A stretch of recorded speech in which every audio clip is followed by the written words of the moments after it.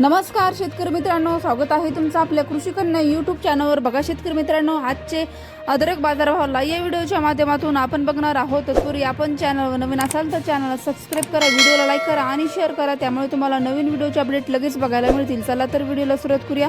बघा शेतकरी मित्रांनो, कृषी उत्पन्न बाजार समिती